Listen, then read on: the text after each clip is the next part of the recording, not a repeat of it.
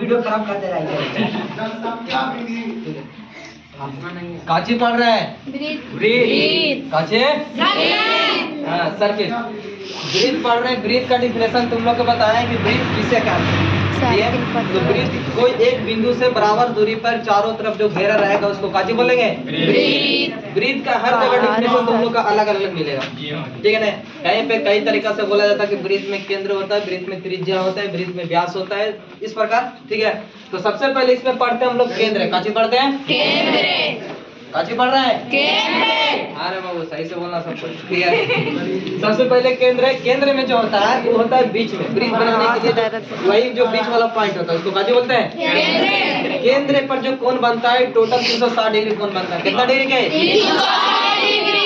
360 degree का तुम बोल सकता है 4 समकोण। कितना समकोण? 4 समकोण, ठीक है। इसको नाम लिखना है तो देखो कुछ इस प्रकार में नाम लिखते हैं COR, ठीक है, संकेत जिसको बोलते हैं। इतना से लेकर नहीं समझ पाता कि ब्रीथ काची लिखा है, तो ब्रीथ को जैसे त्रिभुज का संकेत करते हैं ना, त्रिभुज ABC लिखते हैं कि ना, इसी प्रकार हम लोग संकेत में लिखते हैं ब्रीथ को किस प्रकार नाम लिखा जाता है, ठीक है। अब आता है परिधि। इसके जो चारों तरफ जो घेरा देख रहा है उसको काची बोलते हैं? परिधि। किसका परिधि? ब्रीथ का परिधि। काचे? ब्रीथ का परिधि। ब्रीथ का परिधि जो होता है, ब्रीथ के परिधि पर अनगिनत बिंदु होते हैं। कितने बिंदु होते हैं? कितने होते हैं? अनगिनत बिंदु होते हैं। अब आते हैं त्रिज्या। काची? त्रिज्या। अब देखो ब्रीथ के केंद्र बना दिए, परिधि बना दिया, बचता त्रिज्या। त्रिज्या में काची होता है तो केंद्र से परिधि को मिला दो तो वो तुम्हारा काची बन जाएगा? त्रिज्या। काची बनेगा? त्रिज्या। हाँ त्रिज्या बनेगा। जैसे कि ये मान के चलो हमारा ब्रीथ है, ठीक है। अब ये हमारा केंद्र है, ये परिधि है, तो केंद्र से परिधि को मिला दो तो जो रेखा बनेगा उसको काची बोलते हैं? त्रिज्या। और इसमें एक ब्रीथ में कितने त्रिज्या खींचे जा सकते हैं? कितना? और सभी त्रिज्या आपस में काची होते हैं? बराबर होते हैं, ठीक है। समझ रहा है? अब आते हैं इसका व्यास। व्यास किसे कहते हैं? तो त्रिज्या के दुगनी लंबाई को व्यास भी बोल सकता है, ठीक है ना। या फिर व्यास के डिफिनेशन है कि दो त्रिज्या मिलके वो कहाँ से जाएगा? केंद्र से गुजरेगा, तो उसको काची बोलेंगे? व्यास। व्यास का एक वृत्त में कितने व्यास होते हैं? अनगिनत। कितने होते हैं? अनगिनत। सभी व्यास आपस में काची होते हैं? बराबर। नहीं सुनाई दे रहा? बोल कहाँ दे रहा? चलो सभी व्यास आपस में कैसे होते हैं? बराबर। देख ले रे।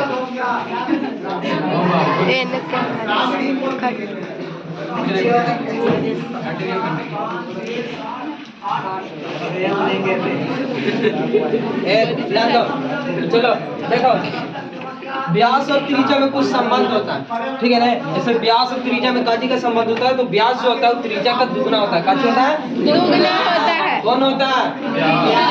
व्यास होता है ना। हम वही तो देख रहे खाली हाँ में हाँ मिला रहा है, कियास कियास कह रहा है। व्यास जो होता है त्रिज्या का दुगना ना होता है। हाँ तो देखो यहाँ पे लिखा है D बराबर 2 गुना, ठीक है। इसका मतलब है कि व्यास जो होता है त्रिज्या का काची होता है? दुगना होता है। बोल सकता है कि हम पूछेंगे व्यास बराबर बताओ तो 2 गुने त्रिज्या भी बोल सकता है या 2r भी बोल सकता है, ठीक है। जैसे कि एग्जांपल में समझो कि अगर हम त्रिज्या तुम्हारा 10 देते हैं तो व्यास कितना आता है? 20। व्यास का क्या होता है? दुगना ना होता है। हाँ क्लास 8 के लेकर नहीं बोल रहा है रे, बोल रहा है। उसके बाद आता है त्रिज्या, तो त्रिज्या बराबर होता है व्यास के आधा। कितना होता है? व्यास के आधा। अगर तुमसे पूछेंगे कि व्यास 10 सेंटीमीटर है तो त्रिज्या बताए? 5 सेंटीमीटर। अगर तुमसे बोले कि व्यास 20 सेंटीमीटर है तो त्रिज्या 10 सेंटीमीटर। अब आता है इसमें जीवा। काची आता है? जीवा। तो जीवा किसे कहते हैं? तो ब्रीथ के परिधि वाली जो ब्रीथ की परिधि दिख रहा है, इस परिधि को एक बिंदु से दूसरे बिंदु, जिसमें कोई 2 बिंदु ले लो, ठीक है। अब उसको मिला देने पर काची बनता है हमको? जीवा। काची बनता है? जीवा। अच्छा एक ब्रीथ में क्या जीवा हो सकता है? अनंत जीवा की संख्या हो सकता है, ठीक है। इसमें बोलते हैं सबसे बड़ी जीवा, ठीक है। सबसे बड़ी जीवा काची बोला जाता है? जैसे ये हमारा इसमें कई गो जीवा अनगिनत है, ठीक है ना। तुम इस प्रकार भी गिन सकते हो, ऐसे भी गिन सकते हो। और इसमें देखेगा तो जो सबसे बड़ा जीवा होगा उसको बोलते हैं व्यास। काची बोलते हैं? व्यास। जैसे इसको नाम देता हूँ C और D, ठीक है। तो व्यास का एक और डिफिनेशन आता है, कौन आता है? कि जीवा की सबसे बड़ी लंबाई को काची बोलते हैं? व्यास का। काची कहते हैं। देखो अब कुछ इसमें खासियत होता है जीवा के कि जैसे जैसे वह केंद्र की ओर जाएगा जीवा की लंबाई बढ़ते जाएगा। समझ में आ रहा है? जैसे यहाँ पे देखिए कि जैसे जैसे जीवा जो है वो कहाँ जाएगा, केंद्र की ओर जाएगा तो जीवा की लंबाई बढ़ेगा, और जैसे जैसे केंद्र से दूर हटेगा जीवा की लंबाई घटेगा। हाँ, अब आते हैं इसमें चाप। चाप किसे कहते हैं? ठीक है, तो चाप यानी कि वृत्त की जो परिधि रहता है उसी को एक टुकड़ा को चाप बोलते हैं। ठीक है, वह चाप दो तरीका से हो सकता है, होगा एक हो सकता है लघु, एक होता है दीर्घ। ठीक है, समझ में आ रहा है? यहाँ पे देखो अब आता है त्रिज्या खंड। का आता है त्रिज्या खंड कैसे बनता है? तो किसी भी वृत्त में देखेगा तो किसके द्वारा अलग होगा? खंड के मतलब होता है बांटना। किसके द्वारा? त्रिज्या के द्वारा। किसके द्वारा? त्रिज्या के द्वारा। त्रिज्या के द्वारा। अब इसमें दो तरीका से होगा, एक होगा लघु, एक होगा दीर्घ। समझ में आ रहा है? Yes sir. जैसे यहाँ पे हमने बना दिया कि त्रिज्या खंड के द्वारा, देखो त्रिज्या के द्वारा अलग हुआ है कि नहीं? नीचे वाला को बोलेगा लघु, ऊपर वाला को दीर्घ। ऊपर वाला बड़ा नहीं है, इसमें उसको दीर्घ बोलते हैं। अब आता है वृत्त खंड। वृत्त खंड किसके द्वारा अलग होता है? तो जीवा के द्वारा। किसके द्वारा? जीवा के द्वारा। जीवा के द्वारा। देखो यहाँ पे जीवा इस प्रकार एक वृत्त खंड लेते हैं। ठीक है, वृत्त खंड जीवा, इसको हम लोग क्या बोलते हैं? जीवा बोलते हैं। तो देखो वृत्त किसके द्वारा अलग हो गया? जीवा के द्वारा। जब जीवा के द्वारा अलग होता है तो उसको बोलते हैं वृत्त खंड। और वृत्त खंड दो तरीका से होता है, एक होता है लघु, एक होता है दीर्घ। यानी कि जो बड़ा होगा उसको बोलते हैं लघु, दीर्घ बोलेंगे। कच्छ बोलेंगे दीर्घ में केंद्र आता है। कौन आता है? केंद्र। जिसमें केंद्र शामिल हो उसको बोलते हैं दीर्घ बोल सकता है। अब आते हैं टोटल पढ़ने के बाद आता है वृत्त का क्षेत्रफल। किसका क्षेत्रफल? वृत्त का क्षेत्रफल। वृत्त का क्षेत्रफल काची होता है? Pi r square. Pi r square. अब वृत्त का परिधि 2 पाई आर। अर्धवृत्त का क्षेत्रफल 1/2 पाई आर स्क्वायर। अर्धवृत्त का परिमाप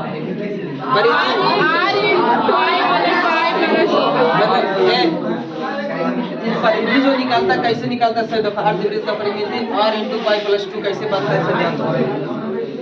जैसे ये हमारा वृत्त है, ठीक है, वृत्त का परिधि तो 2 पाई r जान में कर रहा है ना होता है। टोटल को काची बोलते हैं? 2 पाई r। काची बोलते हैं? 2 पाई r। अर्धवृत्त बनाना है तो क्या करेगा? यहाँ से काटेगा नहीं, कौन काटेगा? व्यास काटेगा। कौन काटेगा? व्यास। अब व्यास में दो त्रिज्या होता है, एक होता है r, एक होता है कि ना?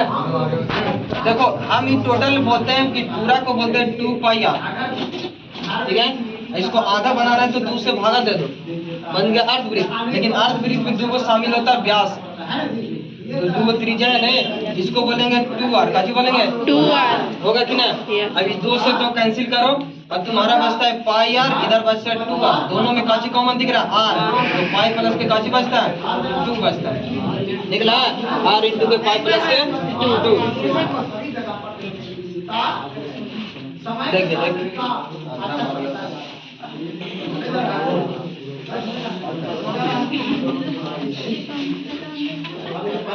देखो वृत्त का जो अर्धवृत्त का परिधि कैसे निकालता है समझना। ठीक है, ये हमारा वृत्त है, वृत्त के परिधि का क्या होता है? इसमें व्यास का हमको मतलब नहीं है मतलब, लेकिन वृत्त का परिधि का क्या होगा? 2 पाई r। अगर इसको अर्धवृत्त बनाना है तो हमको इसको 2 भाग में बांटना पड़ेगा। किसके द्वारा? व्यास के द्वारा। व्यास जो होता है देखो ये केंद्र हो गया, यहाँ पे r मिलेगा, यहाँ पे भी r मिलेगा। अर्धवृत्त ऊपर वाला को रखो चाहे नीचे वाला को, कैसे बनेगा? अर्धवृत्त बनेगा नहीं। अब देखो ये अर्धवृत्त बने तो इसको हम 2 से भागा देते हैं, सिर्फ इसका परिधि अलग होगा। ठीक है, लेकिन इसमें जो ये वाला दोनों आया जो उसको जोड़ दो, कैसे आ जाएगा? 2r। क्योंकि परिधि के मतलब सभी भुजा सबको जोड़ देना। ठीक है, टोटल 12 वाला घेरा को काजी करना है? जोड़ देना। तो बताओ ये दोनों काटेगा 2 से 2, इधर बचेगा पाई r और इधर कितना बचेगा? 2r। दोनों में काची कॉमन दिख रहा है? r को बाहर निकाल दो तो यहाँ बचेगा पाई, यहाँ कितना बचेगा? 2। यही तुम्हारा हो जाएगा। समझा कि ना? अब आते हैं थोड़ा सा आगे बढ़ते हैं।